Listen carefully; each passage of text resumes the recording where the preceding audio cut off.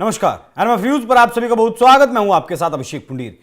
ऐसा कहा जाता है कि कुरान में अल्लाह ताला ने प्रेम भाव से रहना, भाईचारे से रहना, न्याय की बातों का जिक्र किया है, सहिष्णु समानता के साथ रहने का संदेश दिया है। लेकिन उसके बावजूद भी ऐसा क्यों है कि 80 के दशक से लगातार कुरान की 26 आयतों को लेकर 26 आयतों पर बैन लगाने की बात लगातार कही जाती है।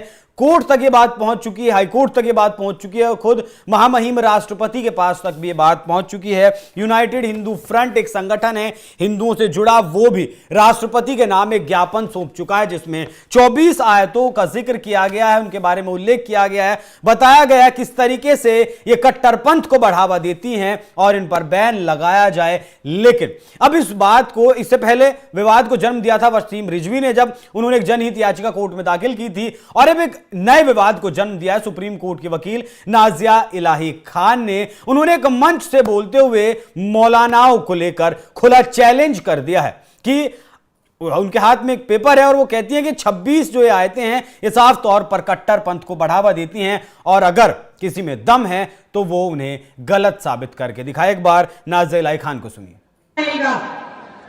सूरह नंबर 2 आयत नंबर 191, जहां मिले वहीं काटो।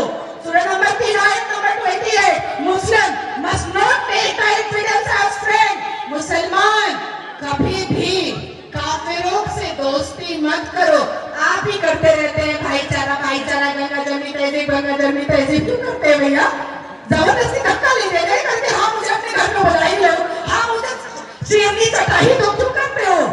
ये सारा जो मैं लेकर आई हूँ ये आसमानी किताब के सूरह नंबर और आयत नंबर है जिसमें सिर्फ काफिरों को मारने का, जलाने का, लूटने का, काटने का, खत्म करने का और पूरी धरती को इस्लामिक बनाने की बात लिखी हुई है। अगर किसी बोला ना एक बाप का पैदा है तो इसको गलत बताए, एक बाप का कोई मुल्ला मौलवी अगर पैदा है और अगर कुत्ते का है तो बात अलग है, लेकिन अगर एक बाप का है तो इसको गलत बताए।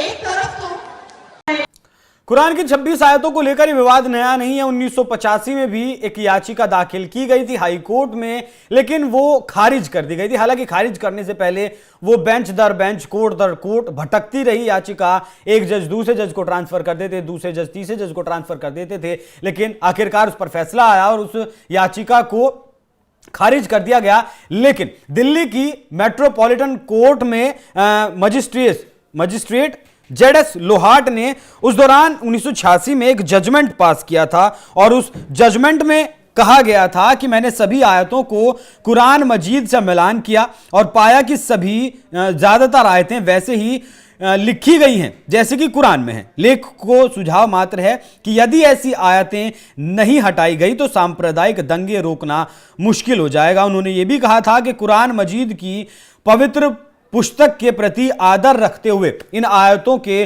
सूक्ष्म अध्ययन से यह साफ होता है कि आयतें बहुत हानिकारक हैं और घृणा की शिक्षा देती हैं, जिनसे एक तरफ मुसलमानों और दूसरी तरफ देश के बाकी समुदायों के बीच मतभेदों को पैदा होने की संभावना है। इसके साथ ही उन्होंने दोनों व्यक्तियों को बरी करते हुए मामले को खारिज कर दिया था। मतलब जिन दो लोगों ने ये याचिका कोर्ट में लगाई थी उन दो लोगों को गिरफ्तार कर लिया गया था, याचिका को खारिज कर लिया गया था।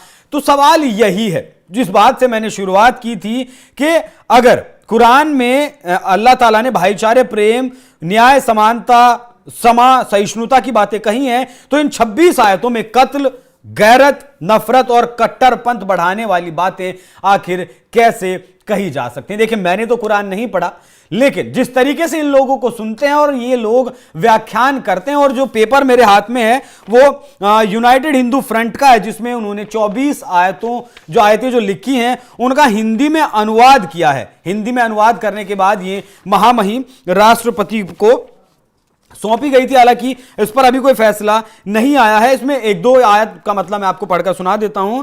पहली आयत इसमें लिखी गई है, फिर जब पवित्र महीने मतलब रमजान का महीना बीत जाए तो जो मूर्ति पूजक हैं वो आपको जहां कहीं भी मिले उनका कत्ल कर दो, पकड़ो, उन्हें घेरो और हर घात की जगह में उनकी ताक में बैठो, जहां वो मिले उन्हें मार दो। दूसरी में लिखा है, हे ईमान लाने वालों, मूर्ति पूजा करने वाले नापाक होते हैं, अपवित्र होते हैं। निसंदेह काफिर मतलब गैर मुस्लिम जो है तुम्हारे खुले दुश्मन है। हे ईमान लाने वालों, जन काफिरों से लड़ो जो तुम्हारे आसपास हैं और चाहिए कि वो तुम उनसे और सख्ती से निपटो। तो एक सेक्युलर देश में जिस तरीके से सेक्युलर धर्मनिरपेक्षता का चोला ओढ़ा जाता है इस देश में और कहा जाता है, तो क्या वाकई में अगर कुरान की 26 आयतों में कट्टरपंथ को बढ़ावा दिया जाता है तो क्या इस समाज के जो मुस्लिम धर्मगुरु हैं या फिर जो सज्जन लोग हैं या जो जिन लोगों का प्रभाव समाज के ऊपर है, वो लोग जो जानकार हैं कुरान के, वो लोग क्यों नहीं बैठकर इस पर चर्चा करते? और जिस तरीके से दिल्ली मेट्रोपॉलिटन कोर्ट के फैसले में भी कहा गया कि सूक्ष्म अध्ययन करने की जरूरत है, तो क्या वाकई में सूक्ष्म अध्ययन करने की जरूरत है? क्योंकि कट्टरपंथ को बढ़ावा देने वाली कोई भी चीज शायद इस देश में नहीं चल पाएगी। लेकिन जिस तरीके से नाज़िया इलाही खान ने खुला चैलेंज दिया है कि अगर कोई एक बाप की औलाद है तो उन्हें वो गलत साबित करके दिखा दे, इस पर क्या है आपकी राय? कमेंट कर हमें जरूर बताएं। धन्यवाद।